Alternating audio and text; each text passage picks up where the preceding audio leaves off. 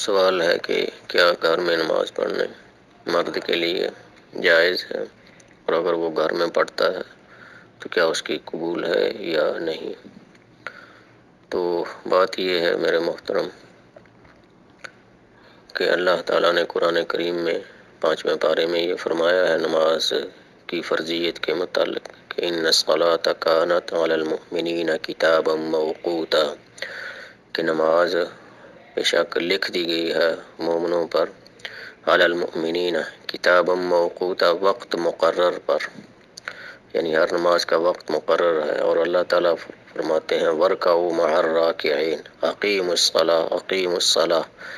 جمع کا صیغہ تم تمام مل کر نماز ادا کرو اور رکوع کرنے والوں کے ساتھ رکوع کرو۔ تو یہ وہ قرآن کریم کا انداز بیان ہے جس سے باجماعت نماز کی ادائیگی ضروری معلوم ہوتی ہے۔ نماز باجماعت فرض ہے، اسی لیے مسجد میں اذان کہی جاتی ہے، یا اگر مسافر ہیں تو بھی وہ اذان کہہ کر نماز پڑھ لیتے ہیں۔ اسی لیے اذان کا اللہ تعالیٰ نے حکم دیا تاکہ مسلمانوں کو اکٹھا ہو کر اجتماعی بندگی کا موقع دیا جائے۔ یہ اجتماعی عبادت ہے، انفرادی نہیں، یہ اجتماعی ہے، اور مسجد میں اس کی ادائیگی ضروری ہے۔ نبی صلی اللہ علیہ وسلم فرماتے ہیں کہ نماز وہاں ادا کرو جہاں اس کے لیے بلایا جاتا ہے، یعنی مسجد میں آ کر۔ ظاہر ہے کہ مسجد میں اذان کہی جاتی ہے، پہلے نمازیوں کو جمع ہونے کی دعوت دی جاتی ہے، اللہ تعالیٰ کا نام پکارا جاتا ہے، ٹھیک ہے، نماز کی ترغیب دی جاتی ہے، کامیابی کی طرف بلایا جاتا ہے۔ تو اس لیے مسجد میں نماز پڑھنا مسلمان کے لیے یہ فرض ہے۔ گھر میں نماز اس کی نہیں ہوتی اگر وہ مسجد میں آ سکتا ہے تو، البتہ اگر اتنا اس قدر زیادہ بیمار ہے کہ وہ مسجد میں نہیں آ سکتا، یا مسجد دور ہے اور آنے کی وجہ سے اس کی بیماری میں اضافہ ہو سکتا ہے،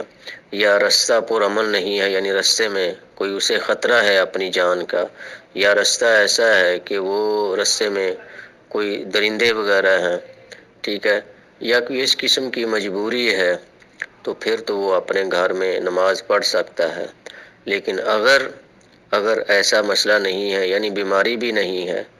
اور رستہ بھی پرامن ہے، مسجد بھی قریب ہے، اذان سنتا بھی ہے، تو پھر وہ اپنے گھر میں نماز پڑھے، تو پھر یہ بہت بڑی کوتاہی ہے، کبیرہ گناہ نبی علیہ الصلوۃ والسلام نے اسے قرار دیا۔ بلکہ منافقین کی ایک نشانی یہ بھی ہے کہ وہ باجماعت نماز ادا نہیں کرتے، یعنی لیٹ آتے ہیں، لیٹ نماز پڑھتے ہیں، جب اٹھتے ہیں، جب فرصت ملتی ہے انہیں اپنے کام کاج سے، پھر وہ نماز پڑھتے ہیں۔ تو میرے بھائی، اگر تو شرعی عذر ہے اس کے پاس کوئی، تو پھر تو وہ گھر میں نماز پڑھ لے، تو انشاءاللہ ہم امید کرتے ہیں اگر اس نے سنت کے مطابق ادا کی ہے، وضو کرنے کے بعد سنت کے مطابق نبی علیہ السلام کی طریقے کے مطابق ادا کی ہے، تو پھر ہم قبولیت کی امید کر سکتے ہیں۔ لیکن اگر اس نے سنت کے مطابق ادا نہیں کی اور جان بوجھ کر وہ نماز گھر میں ہی پڑھتا اور اسے وہ معمول بنا لیتا ہے، عادت بنا لیتا ہے، یعنی اپنی اس عادت کو چھوڑتا نہیں ہے، مسجد میں جانے کی زحمت نہیں کرتا، اور خصوصاً عصر کی نماز ہے، صبح کی نماز ہے، عشاء کی نماز ہے،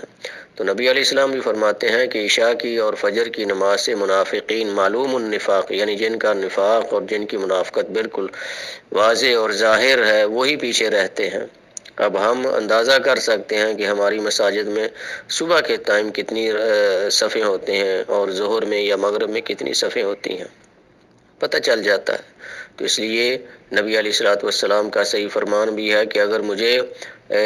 گھروں میں معصوم بچوں کا اور اسی طرح عورتوں کا، یا جو انتہائی بوڑھے ہیں یا معذور ہیں، ان کا ڈر نہ ہو، تو جو لوگ اذان سن کر مسجد میں نماز کے لیے نہیں آتے، تو میں ان لوگوں کو ان کے گھروں سمیت آگ لگا دوں۔ بہت بڑی وارننگ ہے یہ نبی علیہ الصلوۃ والسلام کی، جن کے متعلق اللہ تعالیٰ فرماتے ہیں وَمَا أَرْسَلْنَاكَ إِلَّا رَحْمَةً لِّلْعَالَمِينَ، کہ ہم نے آپ کو مرقع رحمت مجسمہ رحمت اور شفقت بنا کر بھیجا ہے، اس میں کوئی شک نہیں۔ لیکن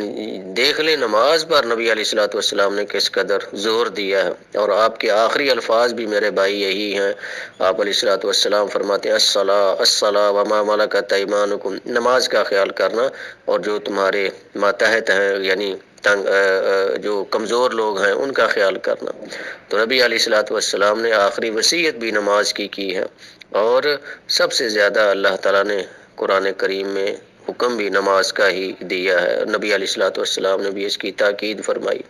اور نماز کی باجماعت پابندی یہ مسلمان کی ایمان کی علامت ہے،